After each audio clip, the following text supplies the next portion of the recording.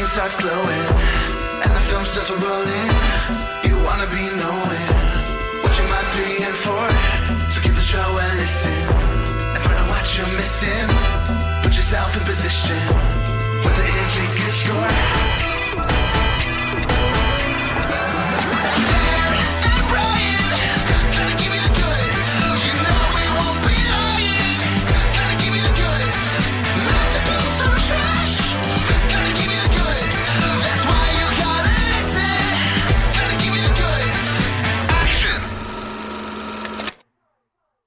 Hey listeners, welcome to the 187th episode of The Goods, a film podcast. This is one that I have been looking forward to for a while. I almost picked the first two of the three movies that we're going to be discussing today for last spooky season, but I knew that a third movie in the series was on its way, and I wanted to make sure we talked about that one too, so I just waited till this year to talk about it. And that is, for this spooky season, a discussion on the trilogy of films by Ti West from 2022 through 2024. They're called X, Pearl, and MaXXXine. So, Brian, are you out there? I'm here. It's spooky season, Brian. It's October. Yeah, we're deep into the month. Coming up on Halloween in less than a week. My brother is going to be in town, so it should be fun. Oh, cool. Love it when Andrew's around. So, X, Pearl, and MaXXXine. I had watched all of these movies before this week. I had watched all of them around the time that they came out. But what about you, Brian? Had you ever seen these movies before this week? This was my first time watching any of these films, but right when the first one came out, there was a Buzzed on Movies episode about X, and it said in the episode that the second movie was like a shadow drop, which I think is something you're going to talk about. It was like a secret sequel. Here you go. It's already here. It's like in Nintendo Directs when they announce, like, they'll show a trailer for a game and they're like, and you can download it right now. Yeah. So that's a very good point. So I think it's Ti West.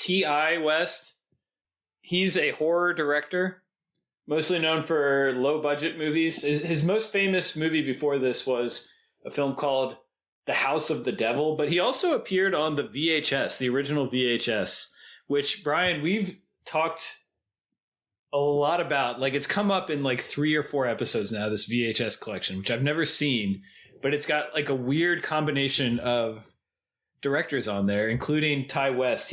Yeah, maybe we'll have to watch it, or some of them sometime, because there's like 4 or 5 at this point. Yeah.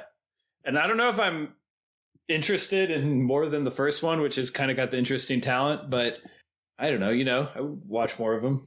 We watch good things and bad things here on The Goods.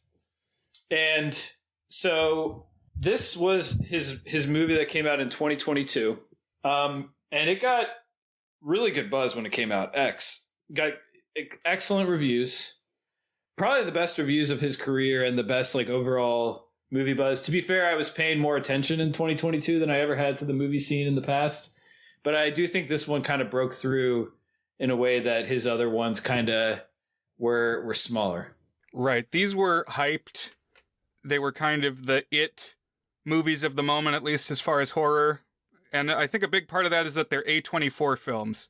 So, like, they're already in the pipeline to go straight into the veins of cinephiles. Yeah. So A24, I don't know how much we've talked about A24 here. I'm glad you brought that up. I wasn't going to, but I think it's good that we do talk about A24.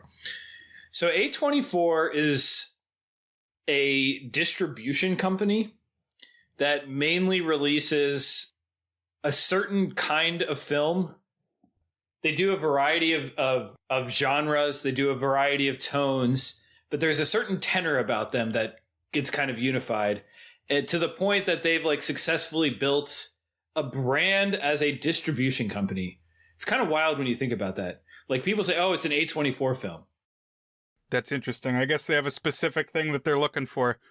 Because I got about halfway through this first movie, and I was like, what is this making me think of? So it's it's Boogie Nights mixed with Texas Chain Saw Massacre, but it's got something else. It's got something else in the mix. It's like, oh, it feels like an A24 movie. And then I hit play on the second one and it says A24. It's like, okay, well, all right, they're all A24 also. Yeah. Since they kind of pre-agree to give money and distribute to certain films, they like kind of pass along style guidelines and like content guidelines. So it's kind of blurring the boundary a little bit between production and distribution. So they do like development, it sounds like, as well. Yeah, a little bit of that. So, but they're a big name, and I think the interesting thing about them is they have like really carved a lane for the low to mid budget film. That's kind of a lost art these days. Like nowadays, the only way you make money is if you're a $150 million film that makes $900 million. You know, if you're a $5 million film, you're not going to make $5 million. But if you're a $150 million film, you might make $900 million. And so a lot of people are kind of who like cinema as an art form are sad about this, because this is, if you wanted to like be cynical about this, you'd basically say it's the Marvel Cinematic Universe, basically. Is like that's the only stuff that gets money to be made. Everything else is like being made at a loss, you know? But that's not entirely true. There are small, just little pockets, and A24 has kind of carved that one. So that's why I kind of like them. Their fans do get a little overzealous and like worshipful. Criterion has started to bug me about this a little bit too. It's like people will kind of like, Criterion just distributes movies and prints them on DVD. You know, they don't make movies, but people talk about Criterion movie as if it's like a specific kind of movie. You know, it's like synonymous with art movies. But I guess, yeah. So A24, they distribute movies, and they've got this big sort of following, and it's for low to mid budget movies, and they tend to be kind of smart and just like a little arty. And their real wheelhouse has been elevated horror. So, Brian, have we talked about elevated horror on the pod? Yeah, a bit. A couple things about what you just said, though. Yeah. We actually have covered an A24 film before. Okay. Here on the show. Can you remember which one it was? Everything Everywhere All at Once, we kind of talked about. Right. Well, what was the official episode that time? Oh, yes. Yeah. So Swiss Army Man, A24? Swiss Army Man was A24. Okay. And we got a little bit of coverage of Everything Everywhere All at Once as part of that discussion. I don't know, the picture I have in my head of what an A24 movie is like a droning sound with quick cuts of like arty things that you don't quite know what they are, but there's just like a growing drone of and you're seeing like intense visuals from maybe far away, like bird's eye shots and stuff. You might just be describing elevated horror, Brian. Like that, it might be. I mean, I think you're right. There are a few things that A24 is known for. A lot of their movies having, but another touch point of an A24 film is a scene of someone who has perhaps gone a little bit mad staring into the camera, and we do get at least one of those.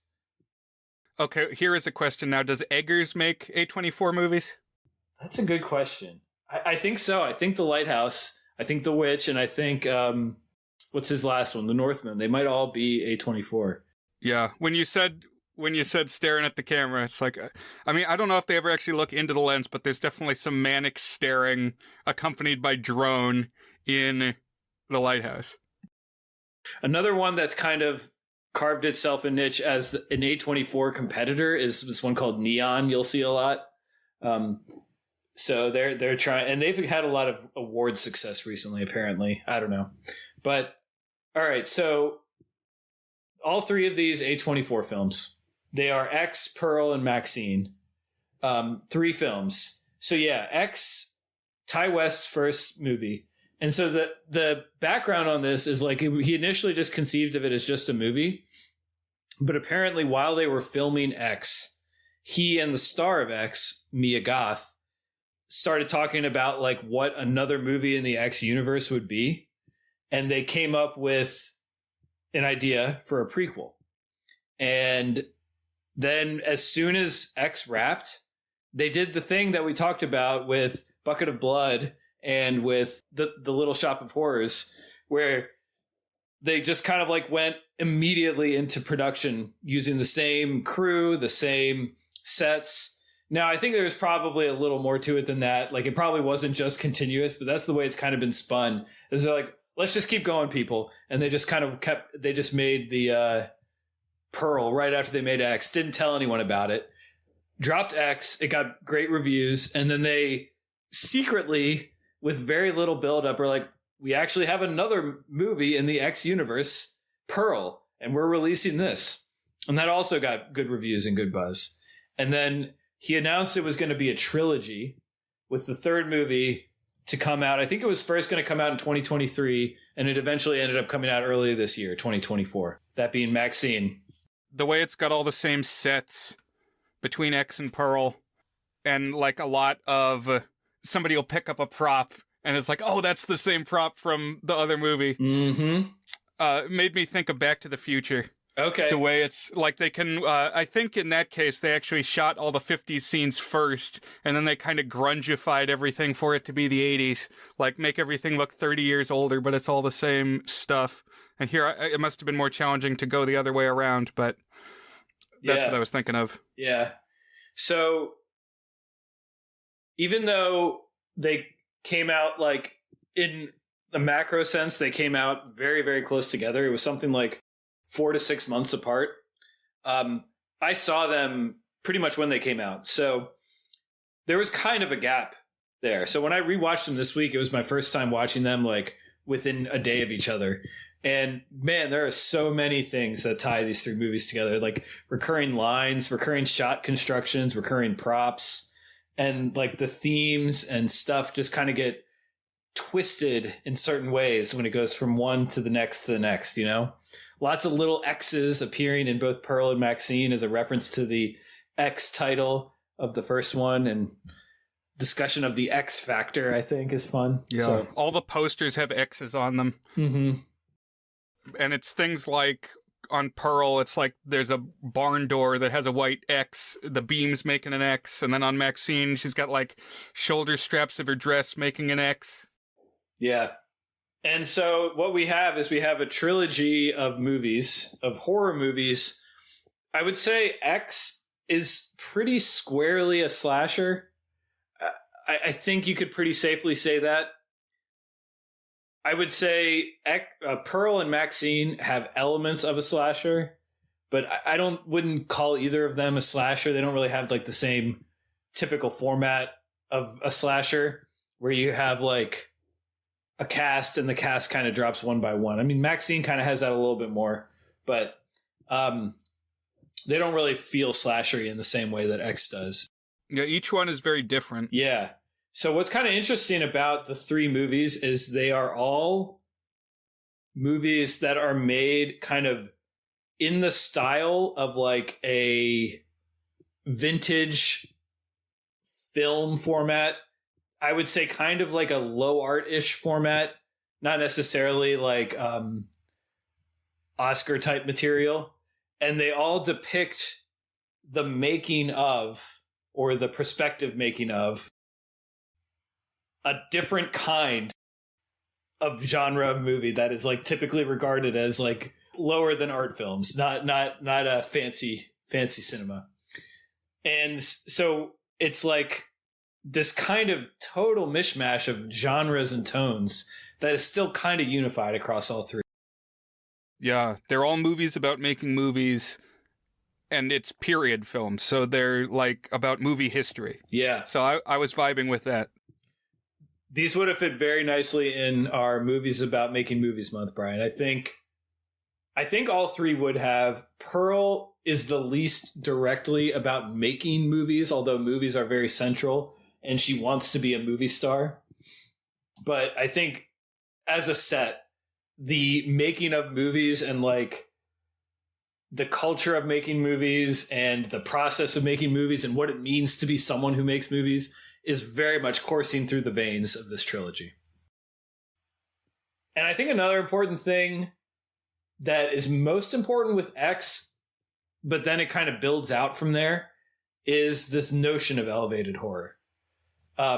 So back in Scream 5, Brian, which actually also came out in 2022, if I'm not mistaken. So right at the same time as X and Pearl. The opening scene mirrors the opening scene of the 1996 Scream, where we have a young woman getting a call on the phone and getting asked, I think the line is, "What's your favorite scary movie?" or something like that. And in that, she gives a little monologue about what elevated horror is. By the way, do you remember who the actress is who ends up getting killed? Oh, geez. Was Emma Roberts in that? No, that was Scream 4. It all runs together, man. This was Jenna Ortega. Oh, really? Okay. Who's in X. That's right. I was surprised. I mean, she hadn't done Wednesday yet, so she's still doing stuff. You know, I guess it was all pretty close together. Yeah, this was like right around her breakout. She was in like 3 interesting movies. There was another one, I forget what it was, Scream and X, and then she got cast in Wednesday. And then all of a sudden she's like pretty notable. She's kind of a tier above where she was. Yeah. But here's how the Jenna Ortega character in Scream describes elevated horror to Ghostface on the phone. She says, "You know, it's like scary, but with complex emotional and thematic underpinnings. It's not just some schlocky cheeseball nonsense with wall-to-wall jump scares." And so my thesis statement on the X Pearl MaXXXine trilogy is that they are all making fun of elevated horror while also kind of being elevated horror. Yeah, I agree. I think of a hallmark of elevated horror being that the monster is trauma. Like, a monster only shows up once, like, somebody in your family died, or it's abuse, or something. It's like the monster is a metaphor for something. Yeah, you see that a lot, like, or grief, you know? So, like, in Hereditary, which I quite liked Hereditary. I think the 2 kind of nexus points of elevated horror are probably Babadook and Hereditary. And then I think you might also see The Witch thrown in there. You might also see Midsommar, also from Ari Aster, like Hereditary thrown in there as like quintessential elevated horror. And yeah, in Hereditary, like, one of the kids dies, and then that's when like the curse really starts to get bad, you know? It's like they're all grieving and the monster is the grief. It's like that kind of stuff. Although that one does end up having like this cult, this seance in it. And I actually liked it when it was more doing directly the psychological thing, but I don't know. Have you seen Hereditary? Haven't seen Hereditary. Pretty good movie. I think I gave it a soft 6 when I wrote about it on thegoodsreviews.com. I hear Ari Aster likes head stuff. He makes head movies. I would need to think about that. He's made 3 movies. That very much a head thing involved with Hereditary. I'm sure there's one in Midsommar too. I mean, that one has like, again, they call it the A24 camera stare, or the A24. I don't know what else they call it, but like where it's Florence Pugh in Midsommar, and she like stares into the camera. But I'm trying to think if there's head trauma in that one. And then Beau is Afraid, which is just an insane movie. It was a little too much for me. And I like muchness, and it was still a little too much for me. I think I gave that one a 4 out of 8 when I wrote about it for The Goods. Kind of hard to make a movie with no heads. It'd be a challenge. So I do want to talk a little bit about like the themes of the film as we go through. Like, what are the things that it's kind of commenting upon, and how does that kind of shift from movie to movie? As we go from X to Pearl and MaXXXine. So I don't know if we necessarily need to jump into it right now, but why don't we just start talking about X? So X is the first one. It's set in 1979. So you described it a few minutes ago as Texas Chain Saw Massacre meets Boogie Nights.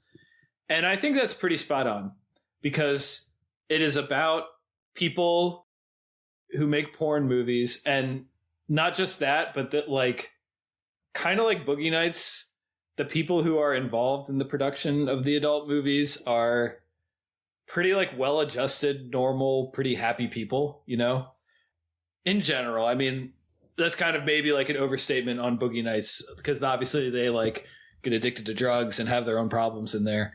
But I think the point being that like neither Boogie Nights nor X treats the fact that they are making adult movies as like inherently bad or immoral, or like reflects on them as bad people, or at least forces us to question whether we should or would make that assumption.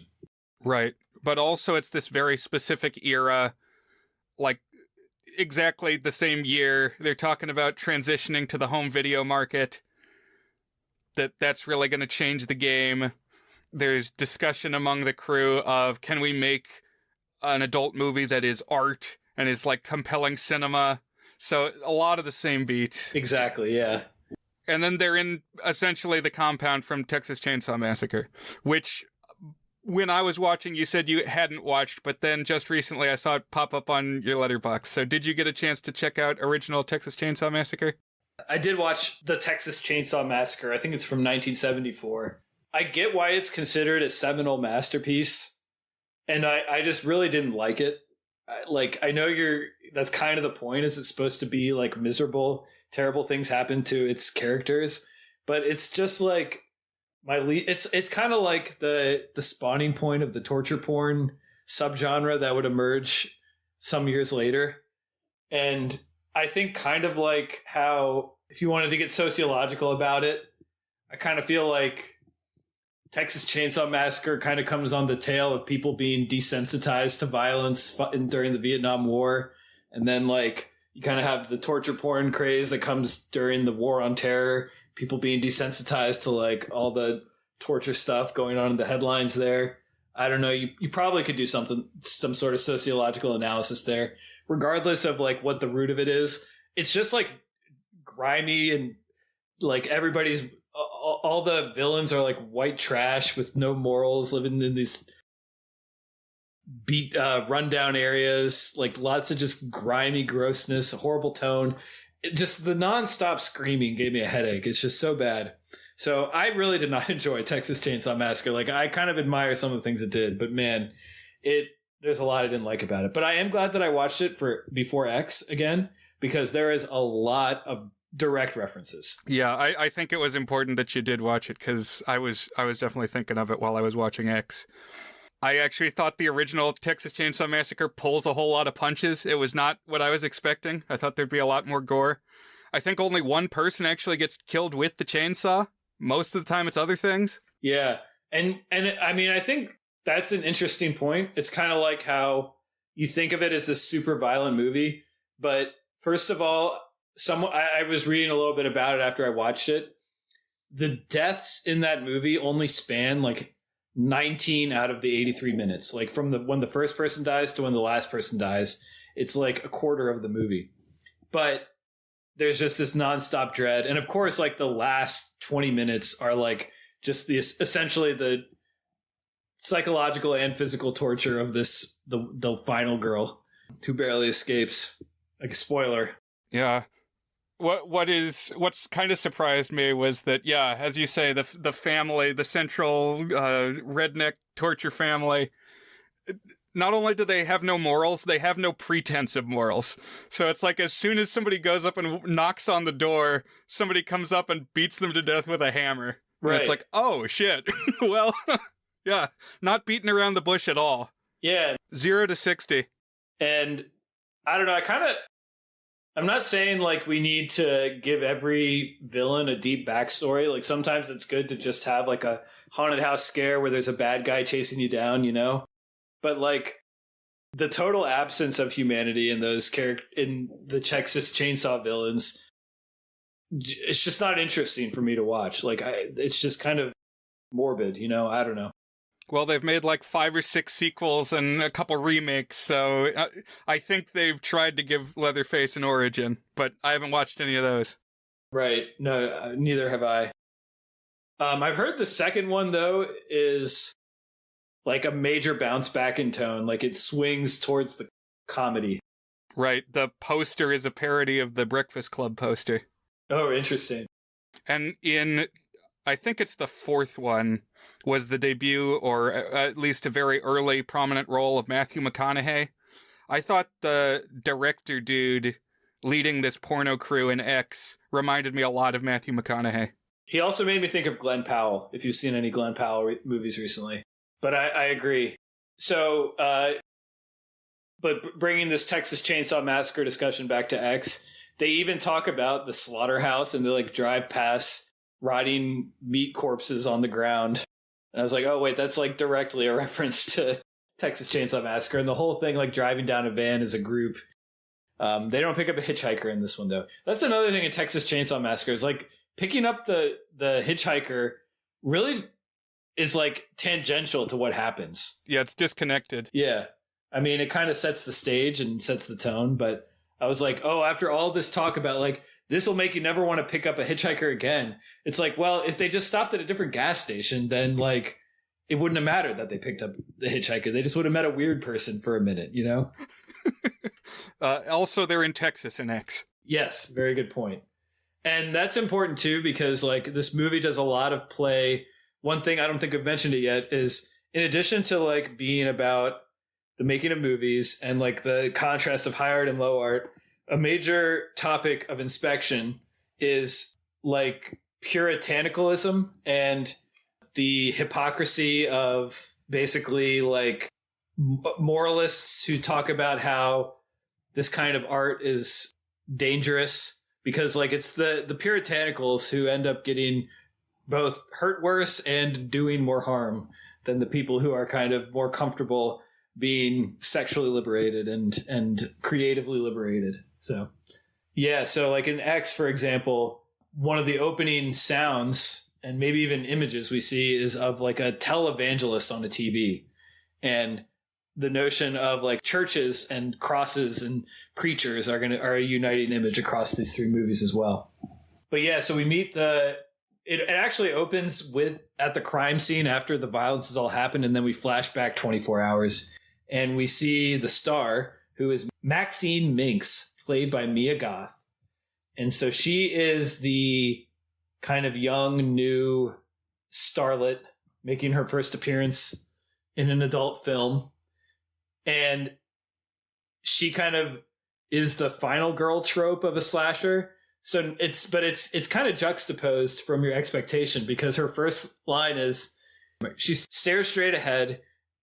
She pulls out some cocaine, snorts it, and says, "I am a sex symbol," or something like that. And so, like, usually the final girl is like, think Jamie Lee Curtis in Halloween. She's like the virginal type, you know. She's the one who's the most chaste, is the one who gets spared. But here they're just leaning into kind of defying that expectation a little bit from the start. I found compelling how the very first shot of the movie is like in a different aspect ratio. It's like in 4:3, but then it turns out that it's because you're looking through an opening in a door, and then it like pushes forward and it's more of what you would expect, a wider frame. I thought that was really cool too. And all three of the movies open with similar type shots where I think of it as the searcher's framing shot, where you're kind of seeing the walls, but like the main focus is like what's outside the door that the camera's kind of behind. I'm sure the searchers did not invent that, but that's kind of the most famous example. And this also isn't exactly the same fit because it's doing the trick thing that you said. But yeah, all of them kind of have a version of that in the opening. So we meet the team that's going to be making this adult movie. So there's Bobby Lynn, who's played by Brittany Snow. She's kind of the more experienced adult star, very confident in herself and her role in the industry. We meet Jackson. He's the male star of the film, the stud, if you will. He's a black man, and he's played by this actor named Scott Mescudi. So that's Jackson. And then we have the talent behind the camera. So we have Wayne, who's like the director, a visionary type guy. And he's got, you're right, some Matthew McConaughey energy.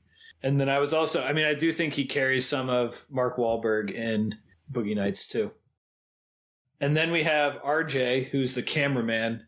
And he's kind of the one who gets picked on, I guess, the most by this movie. Both like the movie's kind of inherently making fun of him for being like a director who's trying to treat this like porn shoot as like high art, but also he gets humiliated throughout the film. We'll talk a little bit about that. And he looks really dweeby. Yeah. Got kind of glasses and like shaggy, oily hair. And then last is Lorraine, who's Jenna Ortega. And she's RJ's girlfriend. And she's just kind of hanging around because he's making this movie. And so they're driving through Texas and they're going to be shooting this movie on this remote farm owned by this old couple named Howard and Pearl. So Howard is played by Stephen Uri. Pearl is played by, well, I'll say it in a second, but Brian, did you know who played Pearl before the movie started? Had that been spoiled for you?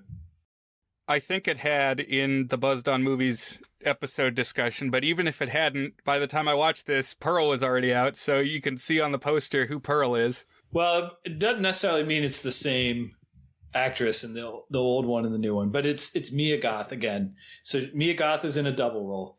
It's like You Belong With Me. Yes, or actually, that's probably a very good comparison. I was also thinking of Suspiria, the remake of Suspiria, where Tilda Swinton played 3 roles, including the monster at the end, and then like the psychologist, and then I think it was the dance academy director or teacher or something like that. But yeah, I think here it's especially relevant that it's the same actress playing MaXXXine and Pearl. And remember, in this one, Pearl is a very old lady. She's in her like 80s. Because there's like sort of a psychic connection between the two. Like they see in each other a sort of kinship and like a sort of mirrored reflection of like what one doesn't want to become and what one wishes she still had, I guess. Right, because there's like a theme of the real terror is bodily breakdown. And also, yeah, that's kind of like ends up being the real villain of the story is like your youth and vigor being drained away from you. You know what it had me thinking of was the Simpsons episode where they go through the like dark ride haunted house in the little car, but it's really, really cheapo. There's like, it's all broken. And one of the only things that's inside the haunted house is they roll in their little cart by an old lady and she says, "Behold the ravages of age." That's pretty much it. Yeah. Another thing that kind of ties all these movies together is this idea that like you can make something of your life through sheer force of will, and really questioning whether that's true. There's a quote that gets repeated a lot, and mainly the first and the third, but also I think some variation of it in Pearl as well, which is, "I will not accept a life I do not deserve." Yeah, so that's MaXXXine's mantra. It's the mantra of another character that we meet. And then Pearl kind of has a similar one. I think she mostly says, "I'm a star," which, by the way, Mark Wahlberg says in Boogie Nights. Oh, really? Says, "I'm a star. I'm a great big shining star." It's at the end when he's got his like elephant dong dangling. He's like getting ready to go for the scene at the very end of the movie. Right.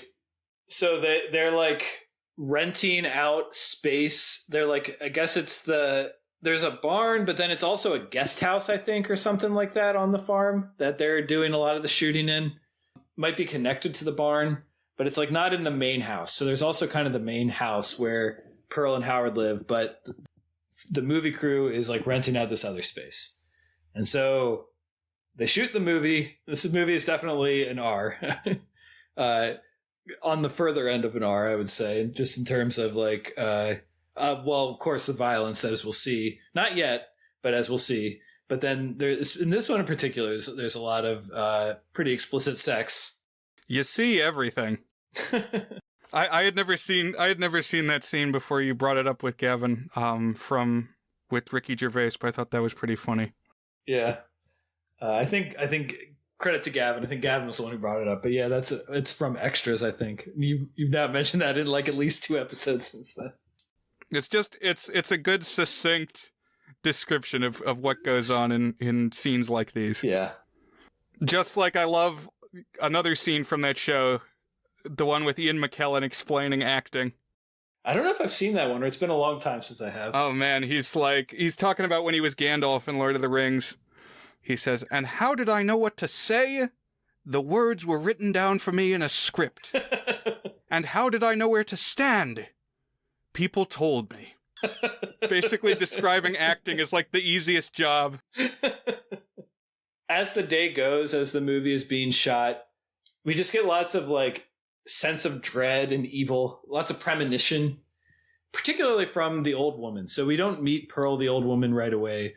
We know she exists, and then we see her like creeping out of windows and like just kind of walking around and like peeking in other windows and stuff. And she gets naked at least 2 or 3 times for reasons that are not entirely clear, except to basically like juxtapose her old person makeup body to the youthful nude bodies on display inside the movie shoot. Right. A couple episodes ago, we talked Faculty and threatened Naked Old Person Month, and we're well on our way. Yeah. I told you it would be coming up again, Brian. There's like a really, really cool shot of Mia Goth swimming in this lake that near the farm there's a gator who lives in the lake, and the gator is like chasing down Mia Goth, and she gets out of the water just in time. That scene was when I knew it was A24. Oh, really? Because it's got just this huge, way up in the air drone shot of this lake that she's in. And we just like abruptly cut to that like vast, extreme long shot. Mm-hmm. And so then that evening, the movie crew is all hanging out, shooting the shit. And Lorraine, who is the girlfriend of the filmmaker, RJ, the cameraman, I suppose, cinematographer. And remember, she's not involved with the movie. She's just hanging around. Well, she's the boom operator. She has the microphone. That's right. So she's kind of helping out, I guess, but she's not like a talent, I guess. Right. And there's a running theme that she's like a prude. Yeah, they call her Church Mouse. At least that's how the other characters frame her. Right.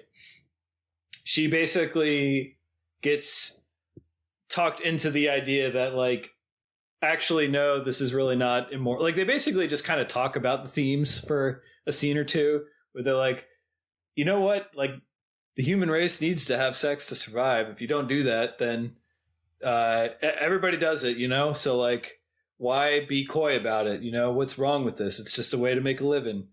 And all sorts of other stuff about, like, how it's actually enlightened to be sexually liberated. Kind of making fun of it, but also kind of taking their side, I would say. And she basically gets convinced that it's a good idea. She's like, all right, I want to be in this movie too. And RJ's like, whoa, pump the brakes. Like, I may have been endorsing that, but I don't endorse you being in it. And I think the movie wants us to think that RJ is pathetic, but also, like, I kind of agreed with him. Like, I don't know, I was sympathetic towards it. Like, if in a relationship, you kind of have determined boundaries, and I kind of feel like that is a very large extension of the boundaries of a normal relationship to like the spur of the moment appear in adult film. I mean, I guess it's a little different because he's like involved in the making of them, you know? Well, sort of. I mean, he is not an actor. He is there to observe, which she was already observing. So it is a step. And I can definitely feel why he'd be upset. Why I'm upset is that we had the fully visual other scenes, very, very explicit. And then when Jenna Ortega steps up, they cut away. Brian was upset he didn't see everything. It's like, come on. What are we talking about here? It's like cuts to RJ looking scandalized. Well, I guess Jenna Ortega didn't have a nudity clause in her contract. Probably not. She was probably a slightly higher fame level. I don't know. What did Mia Goth do before this? Something. She was in a movie with Scarlett Johansson when they were both young. But she's been in a ton of stuff. But like one of her breakout roles was like Nymphomaniac or something like that. So she's always been like very forward with that kind of stuff. So I wasn't surprised that she had a nudity clause, let's say, in her. Mm-hmm. Mm-hmm. So like RJ's now really upset. Also the director is like, you can't stop her from doing it, man. But clearly the director is incentivized to want more women in his movie too, which is kind of funny. And by the way, the actress who played Bobby Lynn, who is the other woman star of the adult film, did you know where she was from? I didn't recognize her. She's in the Pitch Perfect movies. Okay. Who did she play? She's the redhead in the Pitch. Because when I first time I watched this, I was like, I know her from something, but what is it? So now I'm thinking, since this is Texas, like, what if like Manos Hands of Fate was being made? It's like if it was all tied in. Either way, what if the filmmakers show up on the compound and it's the Manos compound, or what if the filmmakers are making Manos Hands of Fate and they end up on the Pearl Farm? It could go either way. Both would be interesting movies, I would say. Maybe that's what the fourth movie will be, if there ever is a fourth movie. So RJ's all upset now. He kind of goes off. He's sad. He's like, I'm just going to leave. And so he goes and gets in the car to drive off. And we're about an hour into the movie now. And finally, we get the first murder of the film. So RJ's about to drive off when Pearl kind of jumps in front of the headlights. Well, she's kind of standing there. And I got to say, the image of Pearl, the old lady in X period, is creepy every time. Like, the movie plays up successfully that old people look creepy. It's just, they do. And it works in the film. Is this ageist to say, wow, old people, weird and gross, huh? Maybe. I don't know. But it works in the context of a horror movie. And so he gets out of the car. He's like, what are you doing standing in the middle of the road when it's dark? And then she tries to kiss him and he resists. And then she like starts brutally stabbing him. And it's shot really cleverly because like the blood comes splattering out and the blood hits the headlights. And so then we see the whole scene in red because the only lighting on the scene is from the headlights of the car. I thought this was a genius bit of shot design and lighting. Yeah, all of this is shot really well. Really cool cinematography. So then we're kind of off to the races on the murders. So now Lorraine is like, well, where's my boyfriend? And she goes out looking for, and she pulls the director into going to look out, to go walking around looking for them. But what I thought was interesting and almost kind of comical was how they stagger it so that it takes very long time before anyone is aware that anyone else has died. So they're all kind of looking for each other, but they all get killed piecemeal, one at a time, and in situations that they never see each other. This felt very slasher to me because that's what happens in the first Friday the 13th, where exactly what you said. Someone dies, somebody else goes looking for them, they get killed. Somebody else goes looking for them, they get killed. It's like a chain. And let's just kind of go through what happens to each of them. So Lorraine, that's the Jenna Ortega character. She bumps into Howard, the old man, and he's like, you go get the flashlight downstairs, and then locks her downstairs. And while she's downstairs, she sees that there's a corpse hanging there, which I was confused by at first, because like we didn't know there were any other deaths here.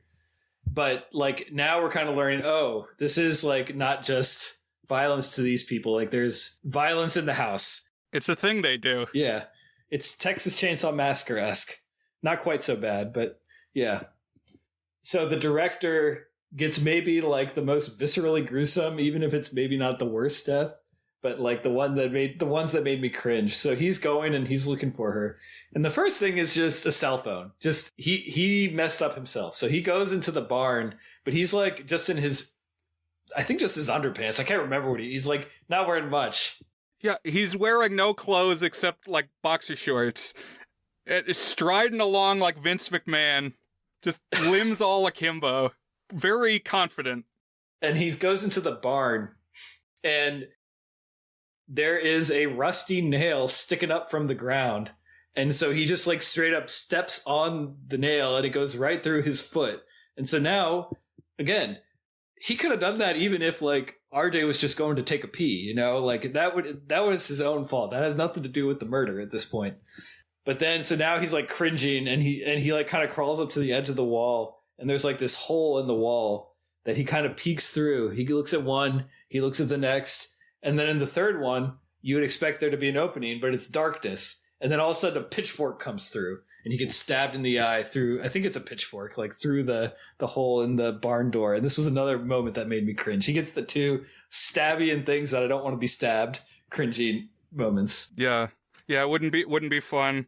By this point, watching horror movies, I know, like, once anything weird starts happening, don't look through a keyhole. Don't look through anything like that. Saw 2, very iconic. Door hole, eye injury. Ugh. But also, like, if somebody, like, wakes you up in the night at a farm and says, come help me look around, what's the first thing that you're going to do? You're probably going to put some shoes on. Yeah. Put on some kind of clothes. Put on a bathrobe. Right. Yeah. Not the most prudent decision here by him.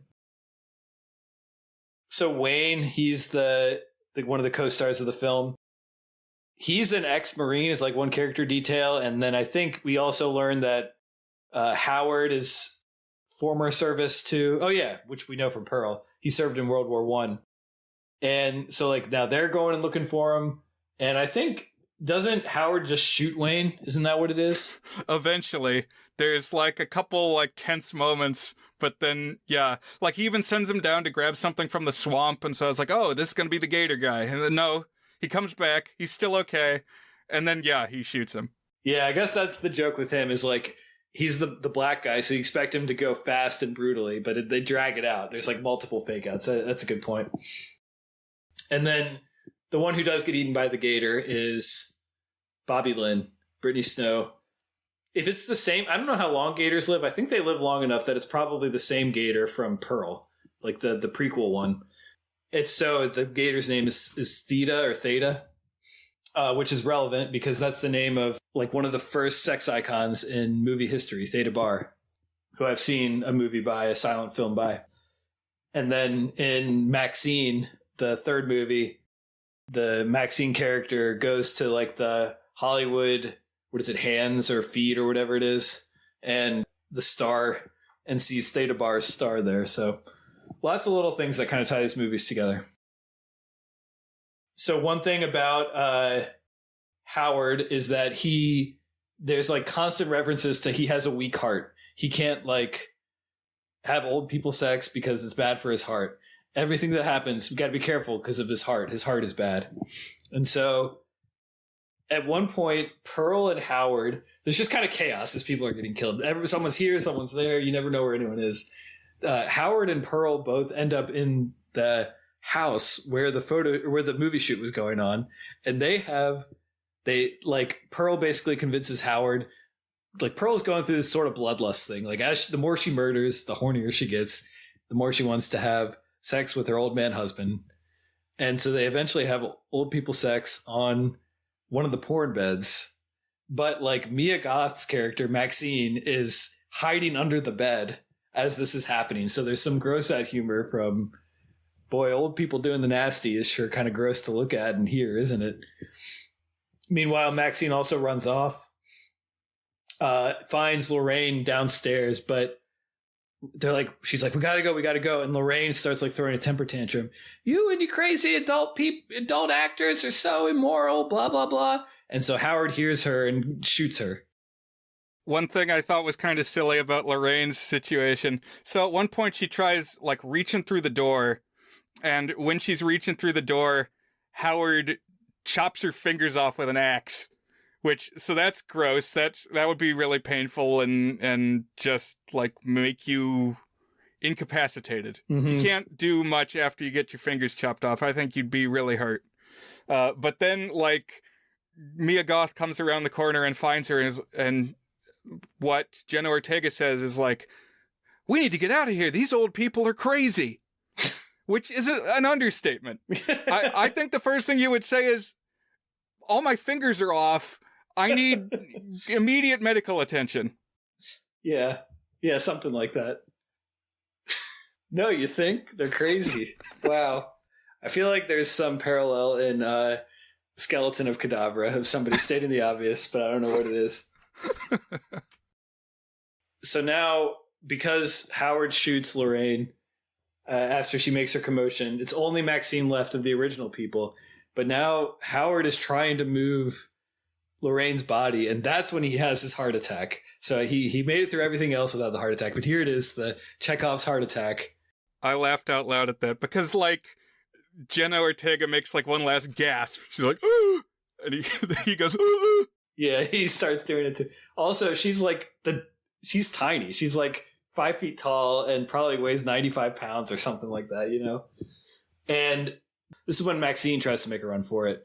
She grabs a gun and tries to shoot Pearl, but the gun doesn't have bullets. So now Pearl grabs a big shotgun and is going to shoot MaXXXine. And remember, this is Mia Goth versus Mia Goth at this point, because they're the only two people left alive in this whole farm. When Pearl tries to shoot MaXXXine just kind of ducks out of it, but the recoil from the shotgun knocks Pearl back, and she says, "I broke a hip, I need some help." Yeah, like, blasts her off the porch. Another moment that I was laughing. And Pearl grabs the keys to a truck and gets in the car and runs over Pearl's head, so Pearl dies too. Pretty gruesome final death for Pearl. Although at least it was quick, I guess. Yeah, MaXXXine drives the car. I think you may have said Pearl again. They make it complicated. It's the same actress. There's even a whole drawn-out scene where they're feeling each other up. It's the old lady feeling MaXXXine, but the same person. I didn't mention that scene. Like, I mentioned that Pearl, the old lady, was kind of wandering around, and she like shows up in MaXXXine's bed while MaXXXine is sleeping, and MaXXXine opens her eyes. Yeah, you're right. So it's like not just shows up there, but it's like rubbing up on her and shows up, and now MaXXXine is like literally staring into Pearl's eyes, which is like also an interesting image because she's like literally staring at her old self, you know, because it's the same actress. Lots of clever stuff going on here.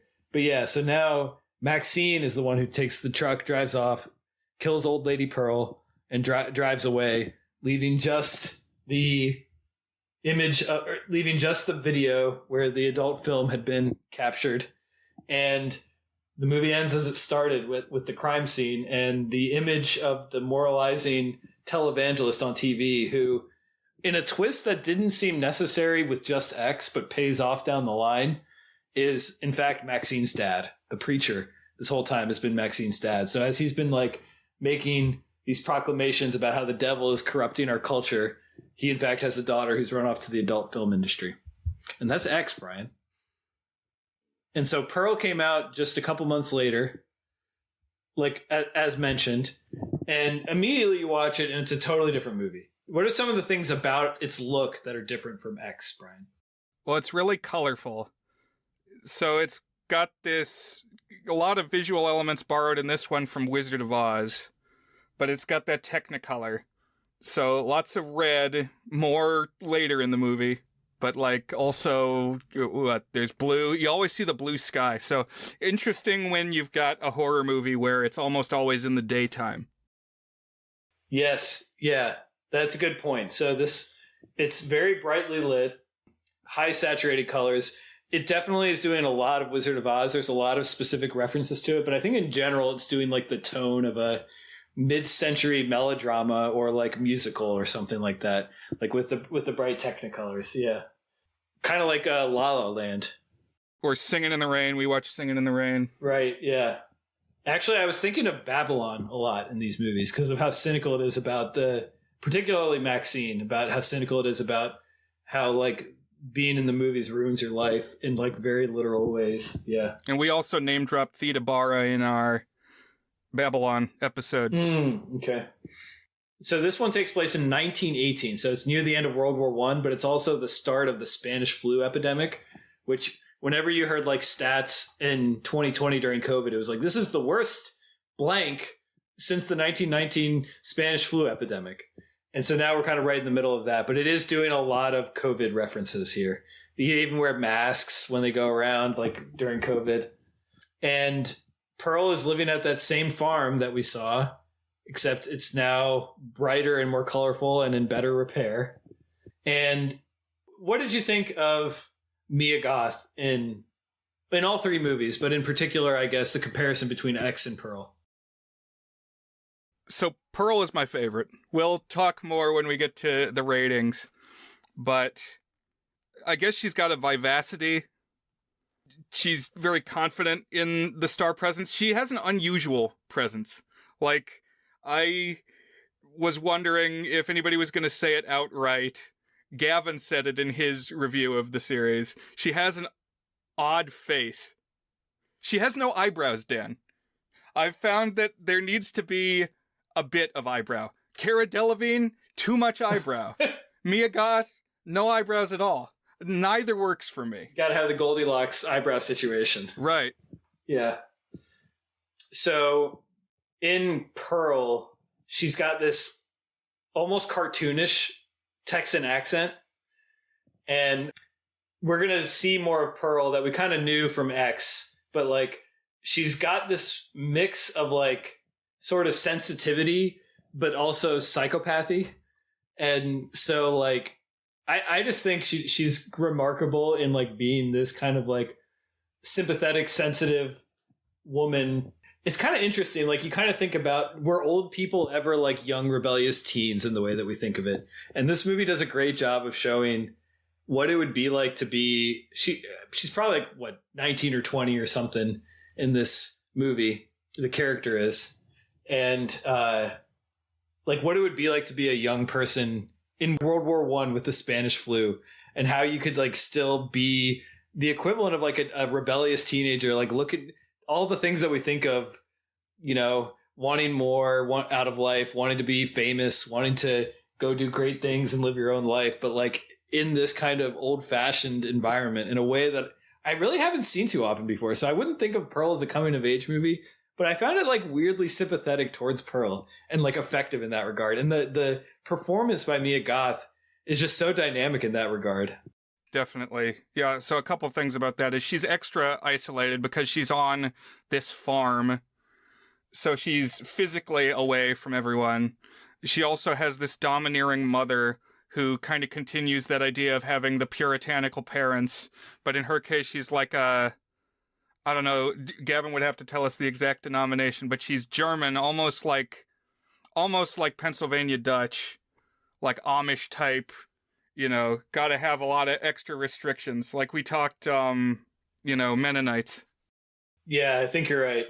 But also part of the light and color of this film is it seems like she's always bugging her eyes and showing her teeth. She's got like perfectly white eyes and perfectly white teeth, and they're always on display.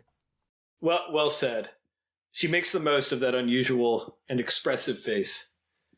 Also, you mentioned her mom, who's, I would just go so far as to say, emotionally abusive. Like, she's just very, very mean all the time and like never shows any niceness. And then also does stuff like, oh, you didn't return 8 cents of your change. You can't have dinner. But you also have to sit at the table while I eat and stuff like that. And then it's also compounded by the fact that her father is like paraplegic. I don't know exactly how vegetative, I guess is what you would say. Like he is breathing, but like he doesn't talk and he can't walk and he has to be pushed around and like can't speak, doesn't seem to be able to control himself. Yeah. He's like the uncle in Breaking Bad. There it is. He can look around and he can understand what's going on, but he can't move any of himself other than like his eyes. Well, it's unclear how much he can understand. Like we get the suspicion that he can, particularly later in the film. But yeah, because Pearl's constantly wondering, are you still in there, Dad? You know? And I think we're supposed to take that this is like a complication from a sickness. I think that's mentioned, but we don't really get an explanation for why the dad's that way. I think it's just left as a suggestion. So Pearl spends her days basically being miserable, mostly, is the main thing she does. She does work around the farm. She talks to the animals. The animals are her friends. And we see that she gets some joy in like when she has to do violent things. Like she has to feed the croc. Well, I guess she doesn't have to. Like this goose wanders in and she just kills the goose and goes and feeds it to the croc as if it's like part of her chores.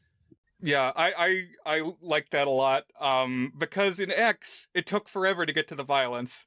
And then in the opening scene of Pearl, she's walking around doing her chores, picks up the same pitchfork, by the way, from X, and then immediately says, "Hi, Mr. Goose," and runs it through. I know, it's pretty funny. It's like, we are not hesitating here. The cat is out of the bag. She also has to do a lot taking care of her dad. Like, multiple times it's mentioned that he needs to be cleaned up after defecating himself because he can't go walk to the bathroom. He's got to be cleaned up, you know? And she's very trapped. And so when she has to go do chores in town, she likes to go see the movies. So her big thing is she dreams of being a movie star. She says, not just that, she says, I am a star. She thinks she already, in her head, she is already a movie star. And this is clearly somewhat of a coping mechanism of like imagining yourself somewhere better as like a means to escape your miserable life. But she like kind of takes it very intensely and like genuinely thinks that she is going to find her way out here, you know? And at the movie theaters, by the way, she goes there, I think, twice, and then more than that to see the projectionist, who we'll talk about in a second. But one of the movies that they're screening is Theta Bar's Cleopatra, which is a lost film, Brian. So they're watching a movie, and he was like, oh, open the door so we can see what it actually is. Actually, they just found like 19 seconds of it this year or something. I don't know if you've watched that on YouTube, but they found like 19 seconds of this Cleopatra movie. But yeah.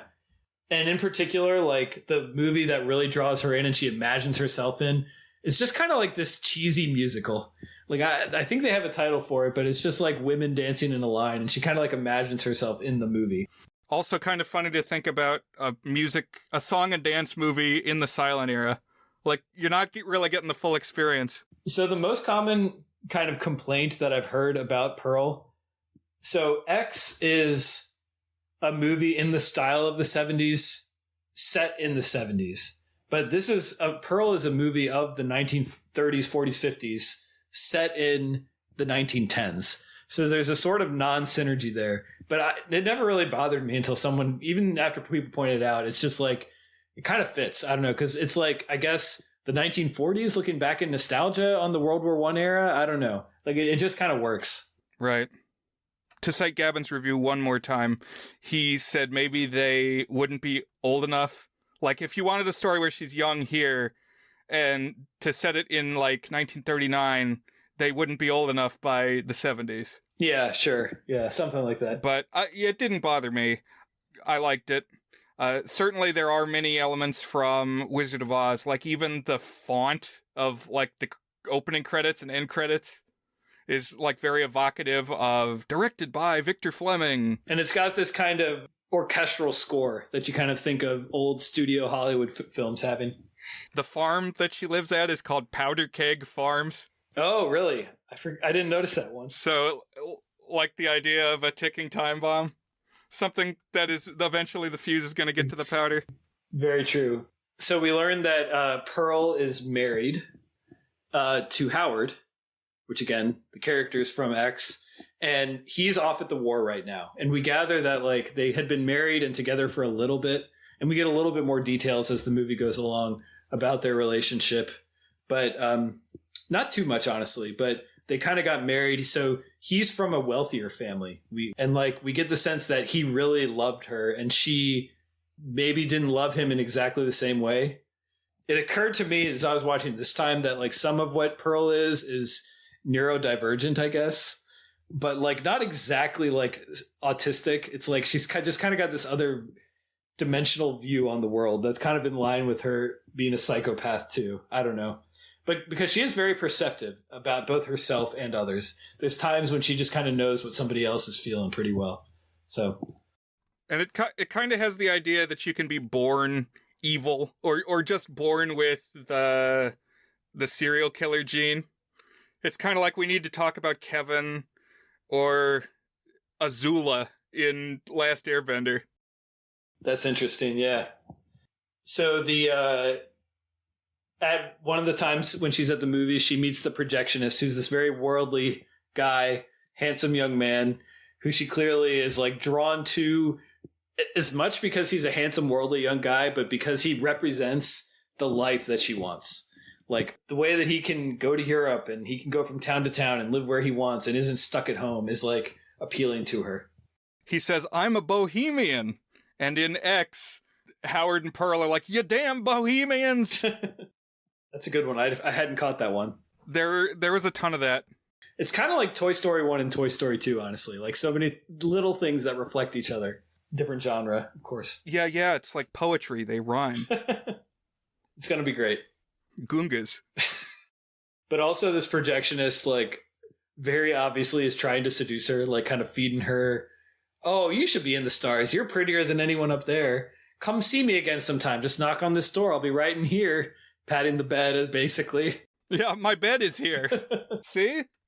Let's watch porn. Yeah, oh yeah. He's got an early adult film that he shows her, which I remember at one point I read, I don't know if it was linked from the Wikipedia article or some other article I read about Pearl, but I think is like the earliest surviving adult film, the one that he actually shows her. Wow. Yeah, actually a lot of these early stag films, they were called, are on, or they were on archive.org, which recently was just like sabotaged in a massive hack and is now down, so... I think it's back up in read-only mode. For instance, could you watch the Munster project that we uploaded, or is all that stuff gone? I actually just checked it today, and it's up there. You could go watch it. All right, that's good. But one other thing about this silent film porno stuff, I just think it's kind of funny. I mean, like, it would already be weird to watch that sort of thing in a theater environment, but then to just strip it down so, like, prehistoric almost to make it a silent film is strange. It's like, at that point, you might as well be jacking it to a cave painting.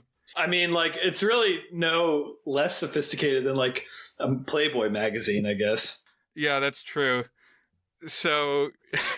I don't know, it makes me laugh. What I was actually thinking of is, I think in the past, maybe in our Gravity Falls episode, I talked about Marsh's Free Museum, which is this kind of dime museum, tourist attraction, roadside thing in Washington State. And they have all these old coin-op machines, but some of the things that they have are like kinetoscopes. So basically, it's like an early Edison invention thing where instead of projecting a film on a wall, it's like a film strip that you turn by a crank inside a box. And so it's like a one-person movie theater. Mm-hmm. And you can lean over and crank the crank, and it's like Dance of the Seven Veils or something. So it's at that point, it's similar here. But I just find it kind of idiosyncratic, this idea of, I mean, in that case, you're literally like, you're turning the movie by hand, so it kind of a difficult mechanical proposition to be doing anything while you watch. That's funny, yeah. So one interesting scene, one time she's riding home from town, and she like wanders into a corn patch, and she comes across a scarecrow who like startles her at first. It's almost like a jump scare. And then she basically imagines that the scarecrow is her dance partner, and then that it's the projectionist, and then she like starts making out with the straw man and like dry humping the straw man, the scarecrow, and it's a very funny but also like just bizarre scene, very striking. So I mentioned that Howard's family is a little more well off. So Howard's sister-in-law is this kind of all-American blonde young woman named Mitzi. And they stop by to deliver like this prize pig, like spit roast honey glazed pig for Pearl and her mom, which is already just kind of a funny image, like this big pig for this like kind of dusty old farm. And the pig sticks around in kind of a memorable image, like rotting over the course of the rest of the runtime. Yeah, the mom says, "We do not accept charity." Yeah. Which, yeah, so she speaks German. I got to use my German knowledge some more in this one. But yeah, won't accept the pig, and so it just sits on the porch. What a waste. I wanted to eat this pig. But Mitzi tells Pearl about a upcoming dance audition for a state tour of this dance show. And to Pearl's eyes, this is her ticket out. Even though, like, we kind of see it as a small potatoes thing, for her, it's like the first step, you know? This is the thing that's going to get her out. Yeah. Any tragedy story, you got to have, like, some glimmer of hope, some way that something could happen positively for the character. So that night, she's arguing with her mom about going to the audition. And during their fight, like, the mom slaps Pearl And then Pearl kind of fights back, and they're kind of grappling, and they kind of tumble towards the fireplace, and Pearl's mom just catches on fire just like that. Like her dress goes into the fireplace, and now all of a sudden Pearl's mom is on fire, which kind of plays into I don't know, she's religious, but it's kind of devil hellfire imagery too on that. There's a lot of that type of stuff in these movies. And she's in rough shape after, Pearl manages to get the fire out, but she's in rough shape. And this is the turning point for Pearl. There's no going back now. Her life is ruined, basically. Her mom is mutilated or dead. She drags the mom down the stairs, dunk, dunk, dunk, head hitting the stairs. Yeah, it was kind of like a switch has been flipped moment. It kind of made me think with the staircase of Parasite. Oh, yeah. Where it's now things have changed. There was a point of no return. But also it was built to, because in her conversation with the projectionist, she's like, boy, I wish my parents would die. And he kind of gives her a look. Yeah, what?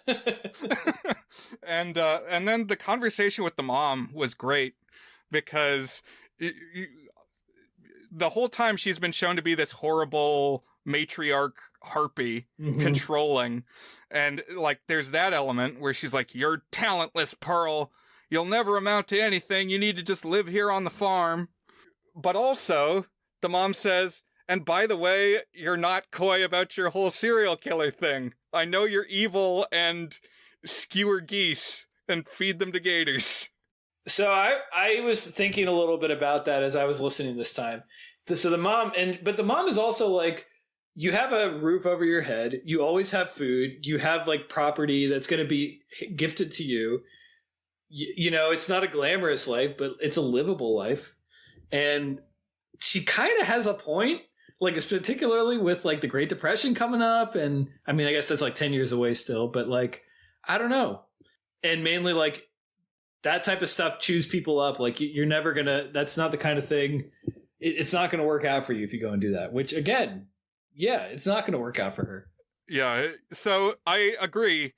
And it was what makes it compelling. I'm not going to bring up Breaking Bad. I'm going to bring up Better Call Saul.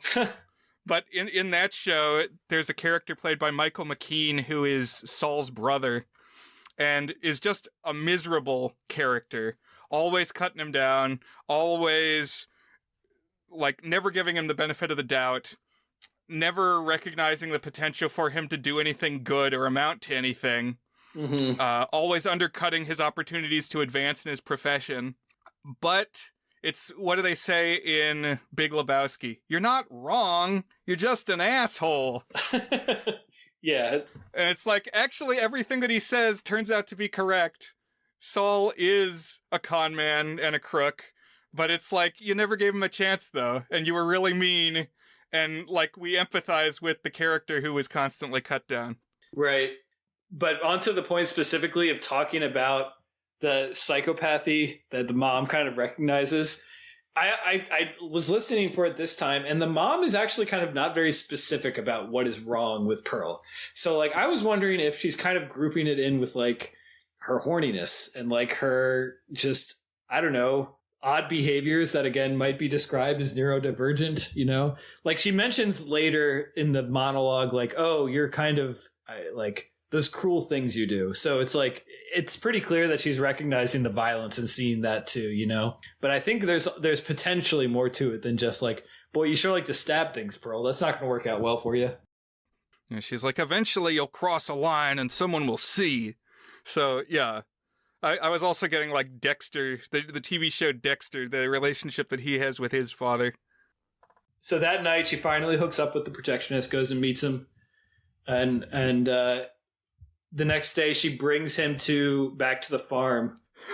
So a couple of things about this. Well, first off, I learned about this movie from Teddy, who hosts Buzzed on Movies, and Teddy worked as a projectionist. So I was picturing this character in the movie being Teddy. And just what would Teddy do in this situation? He kind of looks a little like Teddy, too. Yeah, so that's what I was imagining. So it made the whole thing funnier for me. But also, so remember, she left her parents in this state where they were on their way to being dead. At least the mom was horribly injured. And remember that the dad can't move. and she's been away for like 18 hours maybe. So the dad is there stewing in his juices. The mother is downstairs, possibly dead on the stairs. Except we learn that she's not, because she's like thumping on the door, yeah. And she brings the boyfriend home to meet her parents. Like, this is insane.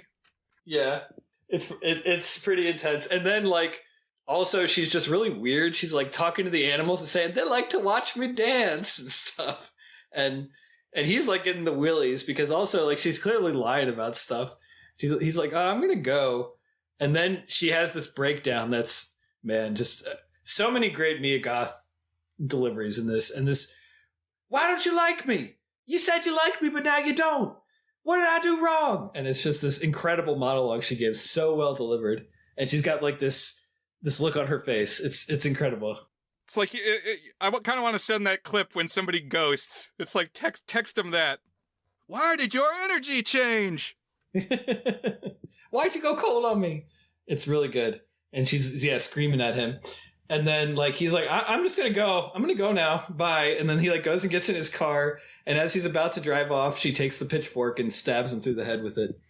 Yeah, it's got this framing where it's, like, deep. Remember, they're on this big open field of the farm. And so she's, like, chasing after him from the back. And it's a beat that ends up getting repeated.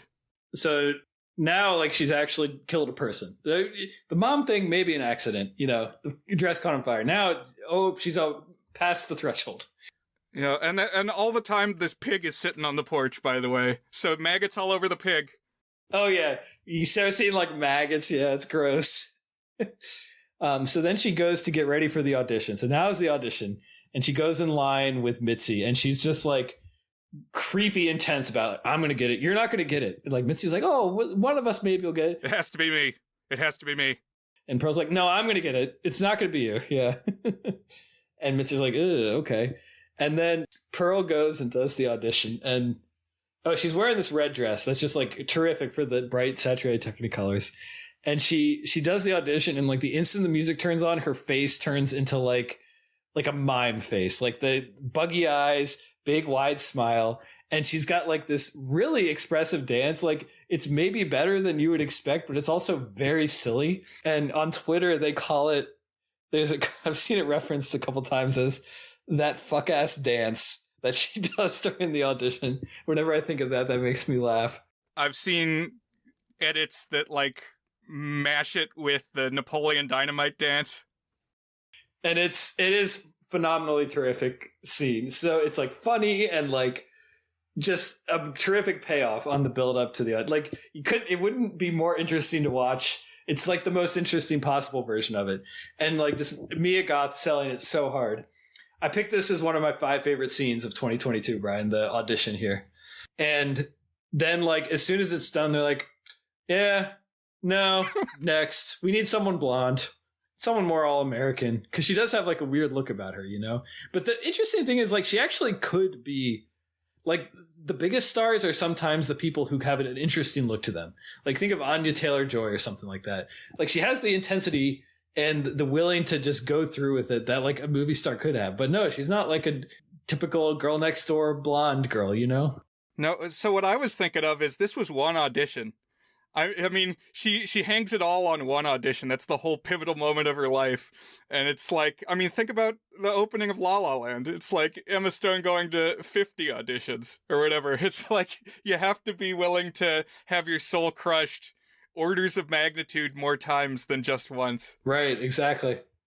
And she starts screaming at the judges, please, I'm a star! No! And it's so good. By the way, her spot that she has to stand on for the audition is an X. So then Mitzi does her audition, and we don't see how that goes at first, although we'll eventually learn that she's the one who got it, which will be relevant for one of the last scenes of the movie. And so they go back to Pearl's farm, and Mitzi's comforting Pearl, who has had this breakdown because she didn't get the audition.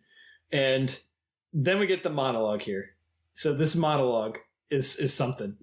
I wish they had gone even further with it, because, like, the first 2 or 3 minutes of the monologue is kind of treated actually as almost as a conversation, where it does the thing where it cuts back and forth between Pearl and Mitzi. But then, like, the last 3 or 4 minutes of it are just Pearl, Mia Goth, doing it as a monologue, single shot, single take.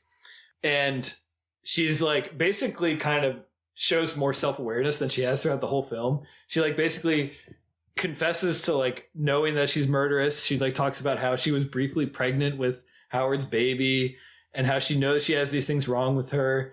And she hopes that Howard will still accept her now that she sees that her life hasn't gone the way that she wanted. And like, it's just this out of control. Yeah, so the way that it's set up is the sister-in-law, Howard's sister, Mitzi, Pearl says that she has something she needs to confess to Howard. And Mitzi says, well, pretend I'm Howard and tell me what you need to tell him. And so then you're wondering, like, how far is she going to go in what she says here? And the scene keeps going.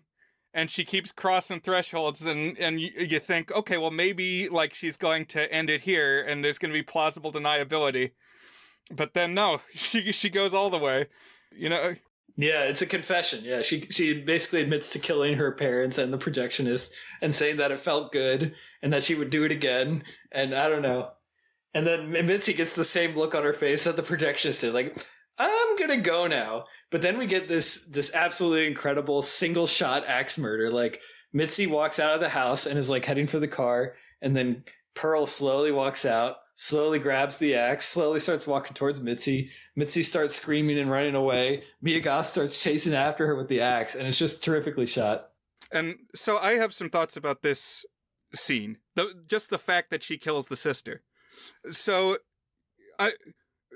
when you think about prequels, one of the main limitations of prequels is like, you know who's going to be alive and who's not, and you're kind of boxed into certain things. We know that Howard and Pearl are married in the sequel. One would think, so Howard obviously knows that she's a killer in some regard in X. But like, I would think the sister would be off limits. The sister would be a no-go. Also, she's got to go off and be part of this dance troupe. It's like somebody is going to ask around after her what happens there. And well, let's talk about what's left in the movie, and then maybe we can pontificate.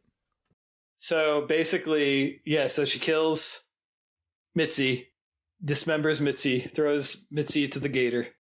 I thought, what I thought was going to happen, you know, after that confession, Mitzi's like, oh, I won't tell anybody. I thought maybe she wouldn't tell anybody, or maybe she'd be cool with it, or who knows? I didn't think this was going to happen. Also, the framing, the way it was shot was very similar to the death of the projectionist, so I almost saw it as like a repetition. But I am curious and want to talk about what conceivably happens after this film. So she decides, like, no, actually, I want to have a family now. Like, I'm going to set up a family dinner. So, I forgot to mention, she killed her dad at one point. She, like, dressed him up fancy and strangled him. And then the mom, I guess the mom is gone at this point. Hasn't she done something to the mom? I can't remember. I think so. After she finishes off the sister, she chops the sister up, feeds the pieces to the gators, or buries the pieces or something. I think the gators are involved. Yeah, it's the gators, yeah.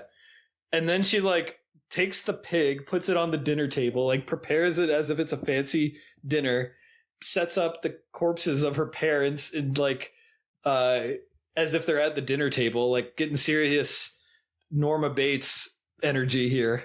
Yeah, also corpses at the dinner table in Texas Chain Saw Massacre. Oh, very good point. Very good point.